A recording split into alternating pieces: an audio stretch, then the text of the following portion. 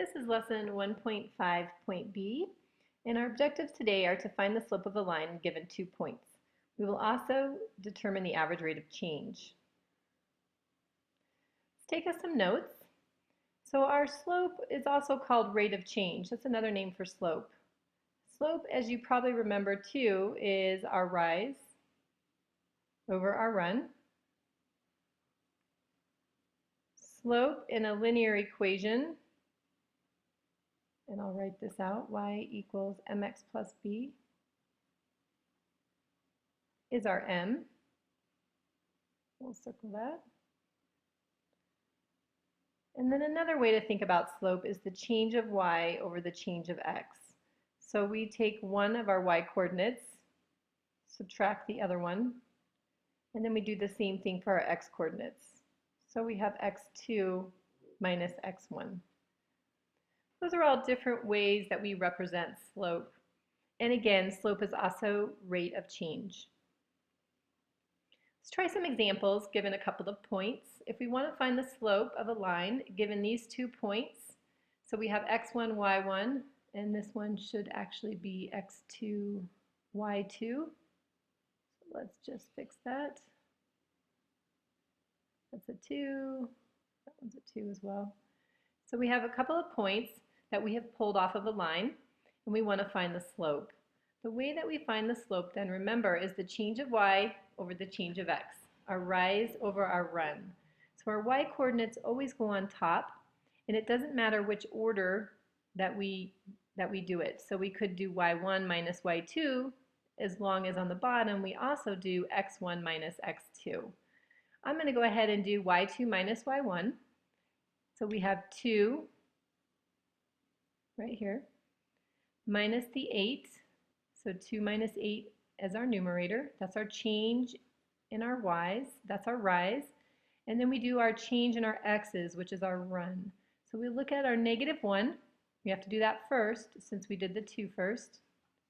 And then we would subtract 3 and solve. 2 minus 8 leaves us with -6. -1 minus 3, remember that you can make this be a plus and you can put a negative in front of the 3, so you're really adding 2 negatives. So you have -4, and then we always reduce. 2 goes into 6 3 times, 2 goes into 4 2 times. Negative divided by a negative is always a positive. So our final answer, our slope for this equation is 3 over 2. Let's try example 2. All right, in an example 2, again we have 2 sets of points. We have x1, y1, and we have x2, y2. And if you picture what this looks like, if you have a line somewhere on a graph, we have gone and pulled off 2 points somewhere on this line. And it doesn't matter which 2 points that we have pulled off. We just pull off 2 points on the line. If this is a line, then our slope is constant. So any points that we pull off will give us the same slope. All right, so let's do our change in y's again. So we have -7 minus 1. And then on the bottom, we would have -3 minus a -5. So be careful when you have all these negatives that you don't leave any of them off. And then we just need to solve. So again, we can make this be a plus and turn the 1 negative. We can do the same thing with the bottom. We can make that be a plus, but then you have to change the sign on the -5, so that becomes a plus as well. -7 plus a -1 gives us -8. And then on the bottom you have -3 plus 5, which is just 2. This one we can reduce. 2 goes into 8 4 times, and we would keep the negative since we only have the 1. -8 divided by 2 is -4. So our slope on this one is -4. But remember that when you are plotting your slope, if you just have this -4, it's the same thing as -4 over 1. So our rise is -4 and our run is 1. Okay, let's now look at some examples of rate of change. The only difference between rate of change and slope is that rate of change is using real life data. And usually when you think of rate of change, you always think of it out of 1. For example, how many miles per 1 hour can you run? How much rainfall per month, per 1 month has fallen? So it usually rate of change is out of 1. In order to get fractions to be out of 1, we usually just always divide the numerator by the denominator, regardless of if it comes out whole or not.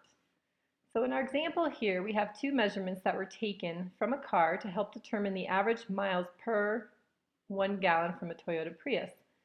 So the first measurement was 2,42 and the second one was 8,248. So what does that mean? In this situation, the x value represents gallons, so that means that we use 2 gallons, and the y value represents miles. So we used 2 gallons to go 42 miles in our first example, and then on another occasion, we used 8 gallons to go 248 miles. Okay, so we took two individual measures. In order to figure out an average, you need to take more than one. So what we're going to do then is find our slope, and that will give us our rate of change. Well, remember again that slope is rise over run. It's y2 minus y1, or x2 minus x1. So in order to find our rate of change, we'll go ahead and, like I said, do rise over run. So we'll pick this first point to start with, and then we'll subtract. Actually, you know what, let's start from the second point, just because we don't want to get a negative.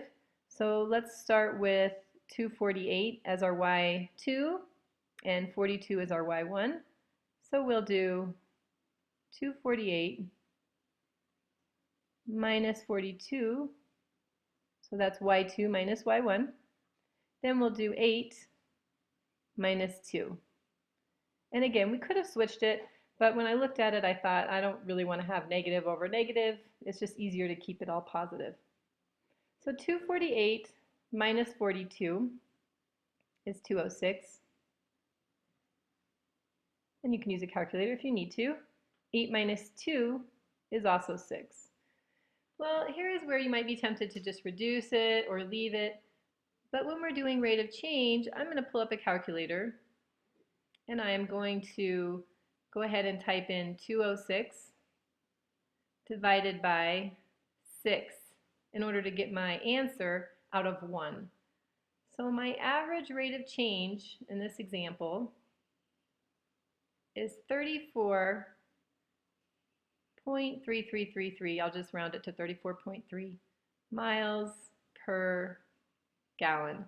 So our Toyota Prius on average gets 34.3, and remember this is like being over 1 miles per gallon. Miles is on the top, just like we said the Y represents miles, and gallons is on the bottom. We said the X represented gallons. So this is 34.3 miles over 1 gallon. Okay, let's try the bottom example. We'll leave our calculator. In this bottom example, two measurements were taken from different size Hershey's candies, and we wanted to determine average grams of sugar per ounce. The first measurement was 2,6 and the second was 8,32. So again, we need to know what that means. And in this example, the X value represents our grams of sugar and the Y value represents our ounces. So if you think about what we did, in our first candy bar it was 2 ounces and there were 6 grams of sugar. In our second Hershey's candy bar, it was 8 ounces and there happened to be 32 grams of sugar. So what we want to determine is the average grams of sugar per ounce.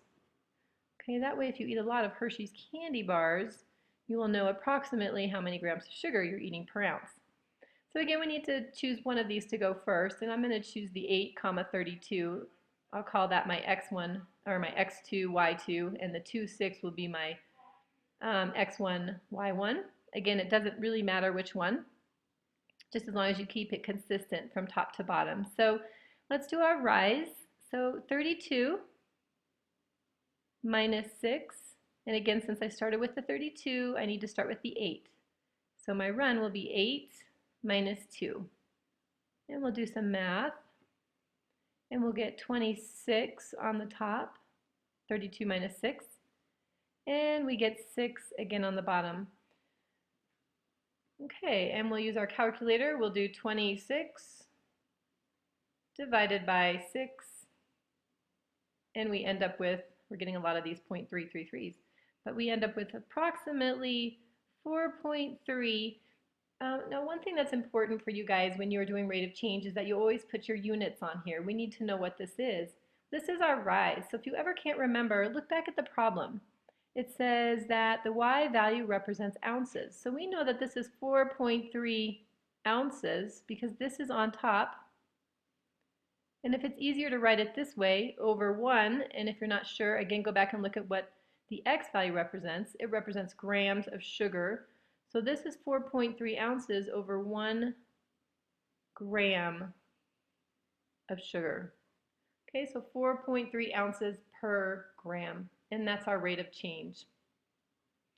All right, and that concludes our lesson on slope and average rate of change. And now you will practice a few problems on your own.